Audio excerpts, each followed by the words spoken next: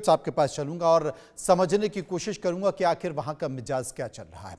शुएब साहब, संकेत क्या नजर आ रहा है? नाहिद इस्लाम ने साफ तौर पर कह दिया है, सरकार से इस्तीफा दे दिया है, अलग पार्टी बनाने की घोषणा हो चुकी है। स्वाभाविक तौर पर अगर वो अलग पार्टी बना रहे हैं तो वो मोहम्मद यूनुस को कम से कम गले तो नहीं लगाएंगे। दूसरी चीज, सेना से संकेत निकल कर आ रहे हैं।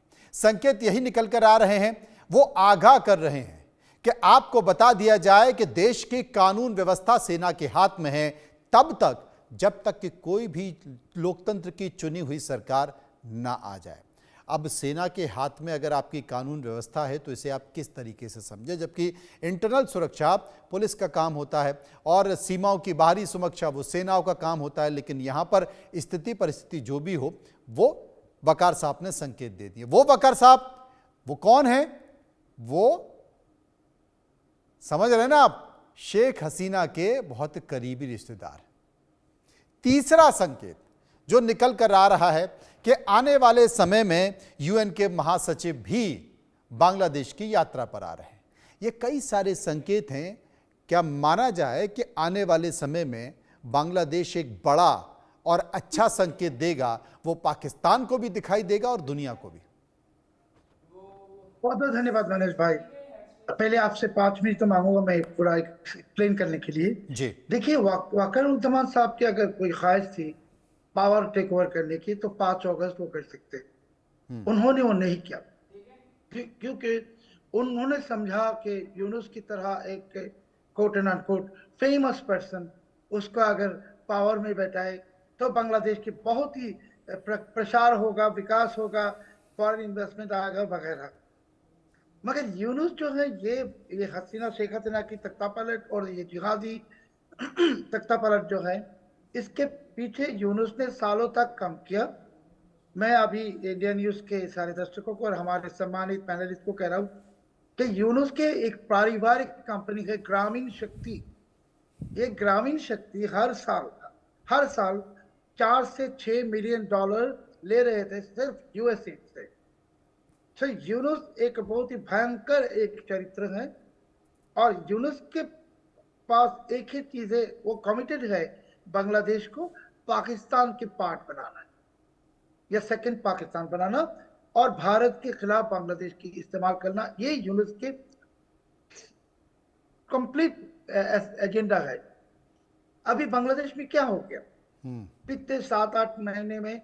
ये mob attack, mob justice and all types of criminal activities, rapes, सबकी संख्या जो है दिन ब दिन बढ़ रहा है। अभी वकारुज्जमान साहब जो है, he is a patriot, nationalist, और एवरी आर्म फोर्सेस की एक तो कमिटमेंट है to protect the sovereignty of the country. अभी वकारुज्जमान साहब को महसूस हो गया कि बांग्लादेश की कोई प्रसार तो हुआ नहीं, फॉरेन इन्वेस्टमेंट 75% डिक्लाइन हो गई और यूनुस धीरे धीरे बांग्लादेश को बर्बाद कर रहा है। और इसके साथ साथ बांग्लादेश में आईएसआई धीरे धीरे क्या हो रहा है, आके एकदम जम के बैठ रहा है। वो टेररिस्ट ट्रेनिंग कैंप भी खुल रहा है एक्सेट्रा। ये सब चीज बांग्लादेश आर्मी के लिए एक बहुत ही कठिन भयंकर एक चैलेंज है इसके लिए। और वकारुज्जमान साहब ने समझ किया कि और भी वक्त दिया जाए उसको तो बांग्लादेश को ये पाकिस्तान से भी बदतर एक टेररिस्ट लॉन्च पैड या टेररिस्ट मुल्क बना देगा। पाकिस्तान तो टेररिस्ट मुल्क है। और इसके लिए उन्होंने जो चेतावनी दी कि ये एक्चुअली अभी बांग्लादेश की सॉवरेनिटी एकदम खतरे में है। और बांग्लादेश की जो जाति, हम बंगाली 18 करोड़, हम कभी भी भारत को दुश्मन नहीं मानते। हम सब भारत के दोस्त मानते हैं, रिश्तेदार मानते हैं। मगर बांग्लादेश में जितने जो पाकिस्तान के नाजायज बच्चे हैं, ये पाकिस्तान को एक बाप मानते हैं, सब कुछ मानते हैं। वकारुज्जमान साहब उस पार्टी में, उस ग्रुप में है नहीं जो पाकिस्तान के नाजायज बच्चे के ग्रुप में है नहीं। वो बंगाली है। वो बंगाली, जिस बंगाली को पाकिस्तान ने 30 लाख बंगाली को मार दी 1971 में, 5-6 लाख माँ बहन को इज्जत लौटा, अभी वही पाकिस्तान के हाथ दे रहे हैं यूनुस। ये बांग्लादेश की sovereignty is under attack. So army को तो अभी एक्ट करना ही पड़ेगा। तो अभी कोई तख्ता पलट होगा नहीं, कुछ भी नहीं। बांग्लादेश के सीने पे जो शैतान ने बैठ गई, पाकिस्तान के जो नाजायज बच्चे बैठ गई, आईएसआई बैठ गई, पाकिस्तानी आर्मी बैठ गई, इसको तो दूर करना ही पड़ेगा, क्योंकि हम तो बांग्लादेश है, हम तो पाकिस्तान है नहीं। ये बड़ा संकेत दूसरी निकल बात कर है, रहा है। जी। दूसरी बात है, मनोज भाई, आपने जो नाहिद इस्लाम की बात कर रहे थे, देखिए नाहिद इस्लाम कुछ भी नहीं है, ये भी एक जंगी है, जिहाद है, ये भी यूएस डीप स्टेट की और पाकिस्तानी आईएसआई की कठपुतली है। सो अभी यूनुस जो एक पार्टी बना रहा है, परसों उस पार्टी का उद्घाटन होगा, उस पार्टी के लिए 1 लाख लोग ला रहे सारे बांग्लादेश से, और वो इंतजाम कर रहे जमात इस्लामी और तहरीर, और उसी एक दिन के लिए 200 करोड़ टाका खर्च कर रहा है यूनुस। सो ये यूनुस का पार्टी है, क्योंकि यूनुस तो बांग्लादेश में बांग्लादेश को खिलाफत मुल्क बनाना चाहते हैं, और ये जो पार्टी हो रहा है ये ईरान की तरह एक पार्टी होगा।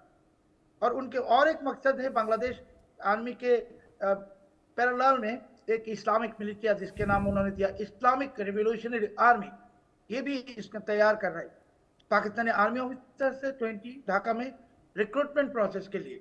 तो ये क्या चाहते हैं, ये ईरान मॉडल है, शिया मॉडल, और ईरान मॉडल की सुन्नी वर्शन बांग्लादेश में इम्प्लीमेंट करने की ख्वाहिश यूनुस की है।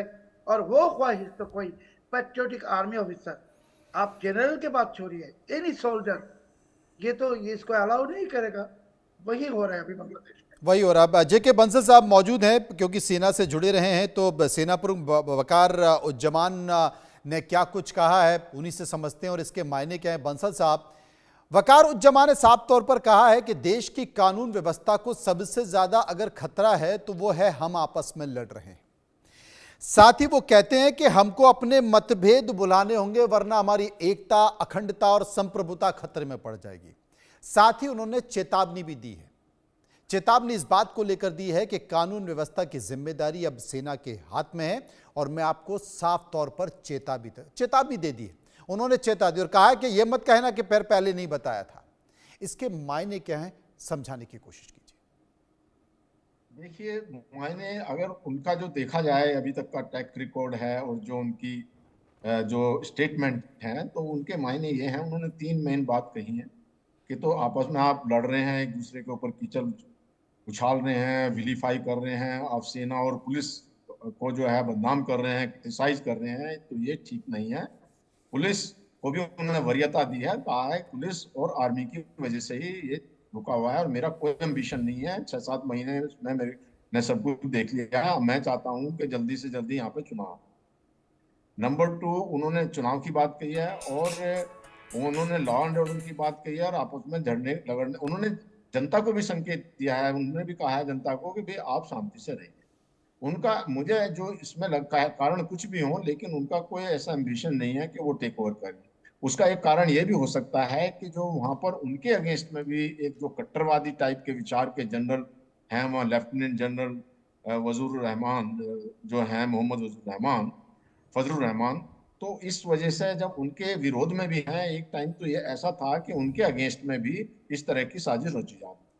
आप देखेंगे तो 19 सितंबर 2024 को इनको स्पेशल पावर आर्मी को दी गई थी, तो इनको इनवाइट किया गया था कि भैया आप जो है मैनेज करिए, ऐसा नहीं कि उन्होंने अपने आप को किया हो। दूसरा, उन्होंने एक बात ये भी कही है कि जो पुलिस और पैरामिलिट्री फोर्सेज हैं और देश सभी की जिम्मेवारी है, पुलिस और पैरामिलिट्री फोर्सेज के पास में 2 लाख से भी ज्यादा फोर्सेज हैं, जबकि मेरे पास सिर्फ 30,000 है। मतलब उन्होंने जो इस पर्पज के लिए 30,000 रखे हैं, हालांकि जो वहाँ की आर्मी की स्ट्रेंथ है वो करीब 2 लाख के करीब है, लेकिन सारी को तो उतार नहीं सकते हो, जो लॉ एंड के लिए तो कुछ ही उतार सकते। तो एक मुझे लगता है कि उनको कंसर्न है, वो बांग्लादेश की अच्छाई सोच रहे हैं और बांग्लादेश की अच्छाई सोचते हुए उन्होंने सबको ये एक चेतावनी दी है। लेकिन अगर तो इसमें बात सारी आ रही है ये आपस में जो सब लड़ रहे हैं और जो सबसे ज्यादा कल्प्रिट है वो यूनुस है। यूनुस क्योंकि वो इसलिए है कि जब उसको देश की ना परवाह है क्या हो रहा है, ना उसको उसकी परवाह है जो है कि इसमें इलेक्शन कब कराने हैं, उसको परवाह है कि सार्क को कैसे रिवाइव करना है। अरे सार्क जाए बाहर में, पहले तो आप अपने देश को संभालो। और दूसरा जो है आईएसआई और हम हमें उसके पाकिस्तान के साथ रिश्ते बढ़ाने की बात, अपने इंटरनेशनल की बात कर रहे हैं। तो वो जो है ना, उसको समझ ही नहीं, मतलब वो इतना नोबेल लॉरेट जाके कुछ भी कहें, लेकिन उनको उसको इतनी समझ नहीं है। ऊपर से वो कट्टरवादियों के फंदे में फंस गया। अब तो अगर कुछ उद्धार हो सकता है तो यूनिस को चाहिए कि अच्छे से जो सपोर्ट करे, जो आर्मी चीफ जो जमान को, और एक सख्ती से जो है वहां पर, क्योंकि अपील की जरूर है, लेकिन अपील को जब वहां पे जिस तरह के अनारकी है, आपस में सबके अपने इंटरेस्ट हैं, और स्टूडेंट के जो ऑर्गेनाइजेशन है वो आपस में लड़ रहे हैं, नाहिद जो है वो एक अलग पार्टी बना रहा है, तो वो कोई अपील से नहीं मानेगा। वहां पे जो है एक सख्ती का आना बहुत जरूरी है, धरपकड़। हालांकि इन्होंने एक जो वो क्या हंट चलाया था, वो एक ऑपरेशन चलाया था, तो उसको जो है डेविल हंट, लेकिन उसमें भी इन्होंने कोई एक कार्रवाई जो की है वो अवामी लीग के अगेंस्ट में की है। अगर जी। डेविल हंट चलाना था तो उसमें जो जो रियल कल्प्रिट है उनको धरपकड़ करके, और उसको जब तक ये वहां पे आर्मी का तो ऐसा नहीं लगता, क्योंकि उनको भी अपना पता है कि जब इंटरनल फाइटिंग है आर्मी में तो वो कैसे टेक ओवर करेंगे, चाहे उनकी इच्छा भी हो। हालांकि पहले हो चुका है, 1975 में भी हुआ है वहाँ, 2009 में भी हुआ, 2009 में बल्कि 25-26 फरवरी को काफी जो है आर्मी के अफसर भी उसमें मारे गए थे, 50-60। तो वो ऐसी स्थिति वहां पे हो सकती है, वहां पे हो लेकिन सकती हैं, लेकिन एक संकेत उन्होंने दिए कि भाई ये मेरा व्यक्तिगत एजेंडा नहीं है, मेरा इसमें कोई व्यक्तिगत स्वार्थ नहीं है, ये मैं केवल बांग्लादेश की भलाई के लिए कह रहा हूं। हालांकि जितने भी